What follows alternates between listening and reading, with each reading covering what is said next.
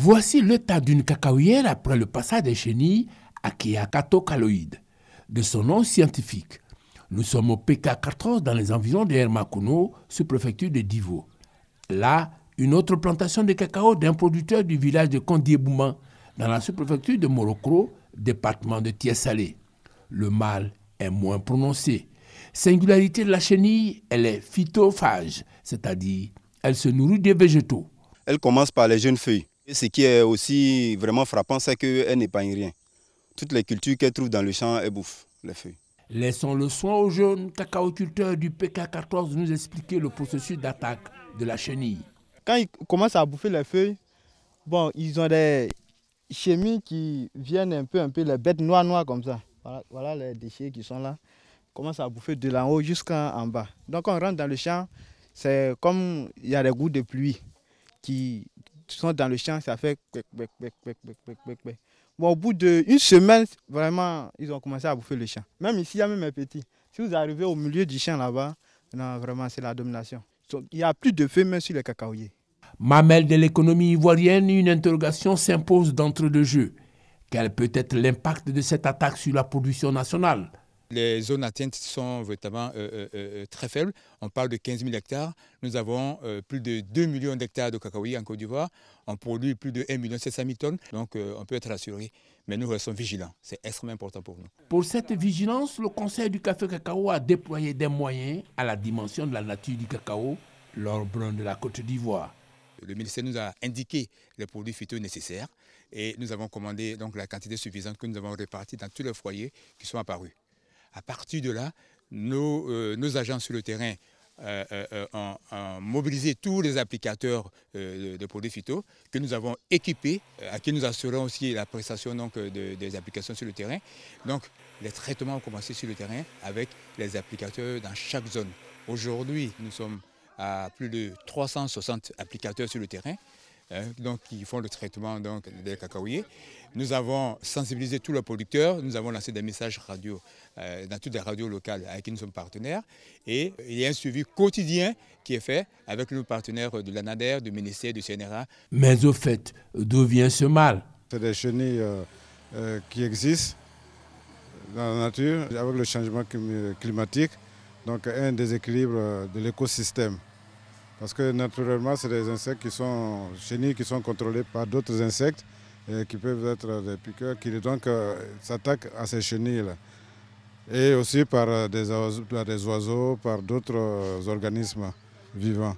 Ce changement de climat a fait qu'on a une explosion. Donc les ennemis naturels n'ont pas pu jouer leur rôle correctement pour ramener la population à un niveau non dommageable pour le cacaoyer. À ce jour, l'invasion des chenilles s'est véritablement déclarée sur une superficie totale de 3 593,5 hectares sur les 15 000 susceptibles d'être attaqués. Les zones concernées sont situées dans les départements de Tiessalé, Divo et Tahabo. 2 semaines après le début de la lutte, le mal est en passe d'être circonscrit. Aujourd'hui, nous sommes dans la phase de traitement et je pense que les chenilles ont pratiquement diminué. Le mal circonscrit, la vigilance doit être entretenue au quotidien par les producteurs à travers une bonne pratique agricole. Il faut que les producteurs acceptent une fois pour toutes d'appliquer tout ce qui est bonne pratique agricole. Une parcelle qui est déjà propre, une parcelle, je suis d'accord, on enlève tout ce qui est débris, tout ce qui est cabosse pourri, tout ce qui est débris végétaux pourris. Une fois que vous enlevez tout ça de la parcelle, que la parcelle est bien aérée, ça permet déjà d'éliminer beaucoup de maladies, beaucoup d'attaques d'insectes. Ça, c'est d'abord la première des choses. Maintenant, évidemment, si d'aventure il y a des attaques, je pense que les producteurs doivent aussi faire le traitement dans la période indiquée, c'est-à-dire au mois de juin-juillet.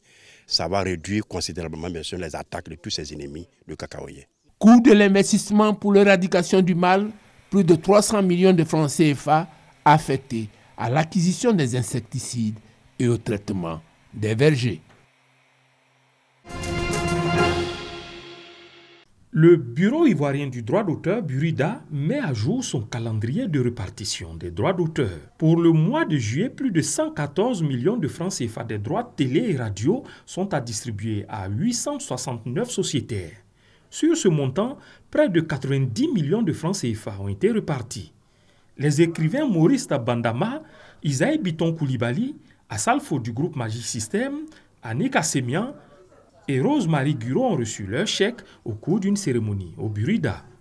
Pendant pas mal d'années, les artistes plasticiens ne touchaient rien et il y a eu beaucoup d'efforts de fournis.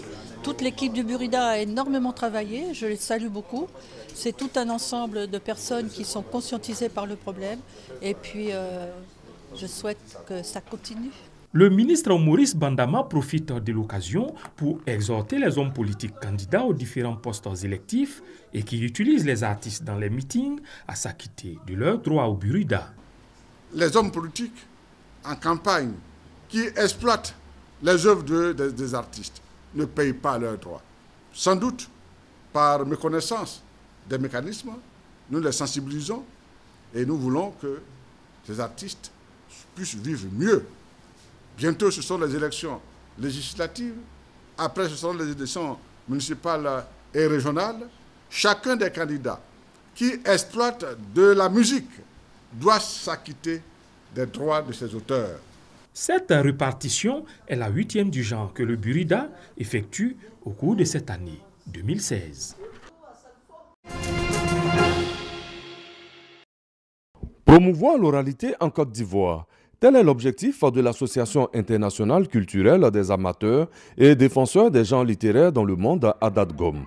À travers une conférence autour du thème « Genre littéraire oraux et culture dans le monde moderne », les étudiants de l'université Alassane Ouattara ont été instruits sur les valeurs culturelles de notre continent.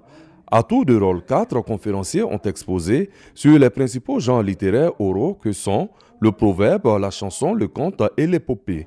À en croire le président de l'ADADGOM, cette conférence vise à montrer que les genres littéraires oraux ont une valeur culturelle et pédagogique. Le sens de la cérémonie, c'est de montrer que les genres oraux littéraires, comme le conte, le proverbe, l'épopée, la chanson, ont tout à fait une valeur culturelle. Dans les contes, il y a bien l'aspect pédagogique qui peut servir à l'éducation aujourd'hui. Et donc nous voulons montrer aux étudiants que tout en ayant certainement la tête dans la modernité, la première chose qui compte, c'est d'avoir les pieds bien plantés dans sa propre culture. Créée en 2009, l'Association internationale culturelle des amateurs et défenseurs des genres littéraires dans le monde est à sa 4e conférence en Côte d'Ivoire, après celle d'Abidjan et de Toumoudi.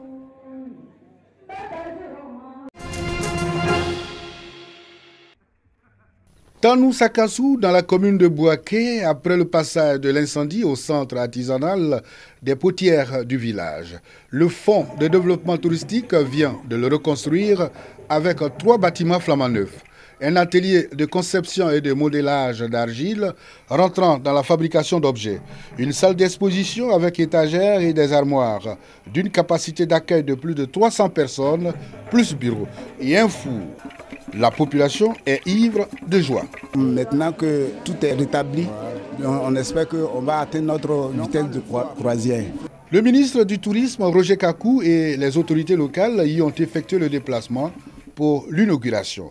Une projection de diapo pour comprendre l'ampleur des dégâts causés par l'incendie et les efforts consentis par le ministère du Tourisme. Occasion donc pour les élus et cadres de louer l'action du gouvernement en faveur des artisans de leur région.